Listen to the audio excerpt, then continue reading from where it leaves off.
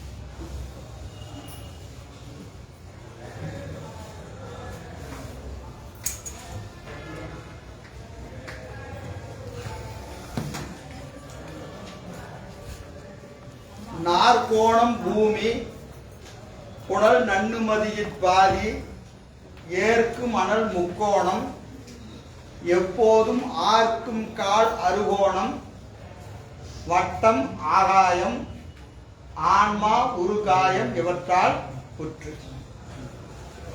நாற்கோணம் பூமி, நாற்கோணம் சதுரம் சொல்றோம் இல்லைங்களா, ஸ்கொயர். நாற்கோணம் இப்போ 5 பூதம் நிலம் நீர் நெருப்பு காற்று ஆகாயம். இந்த 5க்கும் ஒவ்வொரு வடிவம் இருக்கிறது. இதுக்கு சிம்பல்னு சொல்லுவோம். நாம இப்ப சொல்றீங்களா, இப்படி போட்டோம்னா என்னதுங்க, கூட்டல் பிளஸ். இதுக்கு என்ன இருக்கு, ஒரு செயல் இருக்கு. வெறும் ஒரு குறியீடு மட்டும் கிடையாதுங்க. இதுக்கு என்ன இருக்கு, ஒரு செயல் இருக்கு. இதுக்கு முன்னாடியும் பின்னாடி இருக்கிற என்ன கூட்டணும்னு அர்த்தம். இப்படி போட்டீங்கன்னா அப்போ அந்த செயல் இந்த இதே 8 2 போட்டீங்கன்னா இங்க 10 வரும். இங்க 8 2 போட்டா ஒரு 6 வரும். அப்ப இதுக்கு என்ன, வெறும் சிம்பல் மட்டும் கிடையாது. இதுக்கு என்ன இருக்கிறது, அதுக்கான ஒரு செயல் இருக்கிறது. அந்த செயலை குறிக்கிற குறியீடு கூட்டல் எழுதாம பிளஸ் போறது, இது குறியீடு. அது போல இந்த ஒவ்வொரு பூதங்களுக்கும் 5 பூதம், 5 பூதங்களுக்கு என்ன இருக்கிறது, ஒரு வடிவம் இருக்கிறது. இதனுடைய வடிவமாக சொல்லப்படுவது நாற்கோணம். நாற்கோணம் பூமி, பூமி நாற்கோணம். பூமியினுடைய வடிவம் நாற்கோணம், பூமியினுடைய வடிவம் நாற்கோணம். நன்னு புனல், நன்னு புனல் மதியில் பாதி. மதியினது நிலவு வட்டமா இருக்கு, பாதி நிலை பாதி நிலவு அரை வட்டம். சொல்ல எப்படி சொல்லிருக்க, நன்னு புனல் மதியில் பாதி, மதியில் பாதி நிலவினுடைய ஒரு பாதி அரை வட்டம். நாற்கோணம் பூமி புனல் நன்னு மதியில் பாதி ஏற்கும் அனல் முக்கோணம். ஏற்கு மணல் முக்கோணம். நெருப்பினுடைய வடிவம் முக்கோண வடிவம். ஏற்கு மணல் முக்கோணம்.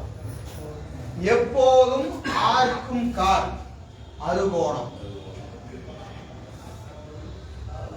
அறுகோணம் 6 பக்கங்களுடைய. ஆர்க்கும் கால் அறுகோணம். வட்டம் ஆகாயம், வட்டம் ஆகாயம். ஆன்மா உருகாயம். இந்த உயிர் பெறுகிற உடம்பு இந்த 5 பூதங்களினால் ஆனது. ஆன்மா உருகாயம். ஆம் இவற்றால் உற்று, இவற்றால் உற்று எது, இந்த 5 பூதங்களினால் ஆனது இந்த உடம்பு. உடம்பு எதனால் ஆனது, 5 பூதங்களினால் ஆனது. நாற்கோணம் பூமி, நாற்கோணம் பூமி. இது உதாரணத்துக்கு 4 திசை, 4 திசை. அதனால அது நாற்கோணம் என்று ஒரு குறியீடு வச்சிருக்கிறாங்க. ஏன் இது வச்சிருக்கிறாங்கன்னா என்னதுங்க, 4 திசை உண்டு. இந்த பூமியை என்ன செய்யறோம், 4 திசையில் அடக்கிறோம். 8 அதை விரிக்கிறது வேற. பொதுவா எதுல அடக்கிறோம், 4 திசை. அதனால நாற்கோணம். நீர் எப்பவுமே எப்படி இருக்கும், இப்படிதான் அடங்கி இருக்கும். ஒரு கடல் பரப்பு, கடல் பரப்பு இப்படிதான் இருக்கும். குறியீடு ஒரு கடல் இப்படி இருக்கும், மேல ஒரே மட்டமா இருக்கும். அதனால இதுங்க இந்த குறியீடு நீரினுடைய குறியீடு. நீர் என்னதுங்க? மதியில் பாதி. மதியில் பாதி. எப்போதும் ஆர்க்கும் கால். கால் என்னதுங்க?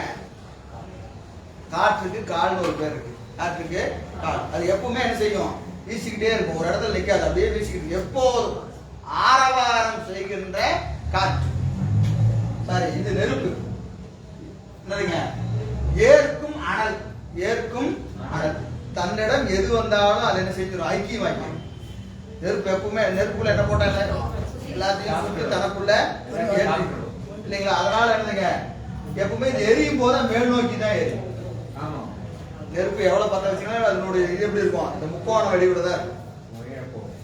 ஏற்கும் அந்த நெருப்பு இது நெருப்பு முக்கோணம். ஆர்க்கும் கால் அறுகோணம். ஆர்க்கும் கால் அறுகோணம். காற்றுக்கு நமக்கு 6 வகையான திசை சொல்லலாம். 4 மேல் கீழ். மேல் கீழ் என்று 6 திசை எது சொல்லலாம்? காற்றுக்கு சொல்லலாம். அதனால அறுகோணம். எல்லாவற்றிற்கும் ஆதாரமாய் நிற்பதினால அது வட்டம். இந்த வட்டத்துக்குள்ள இந்த 4 பூதங்களும் இதுக்குள்ள அடக்கம். ஆகாயத்துக்குள்ள அடக்கம். அதனால அதுக்கு என்ன குறியீடு கொடுத்திருக்கிறாங்க? வட்டம். வட்டம். அப்ப இந்த குறியீட்டுக்கெல்லாம் என்ன உண்டு? ஒரு பொருள் உண்டு. சும்மா வட்டம் சதுரா பேக்கிறது இல்லை.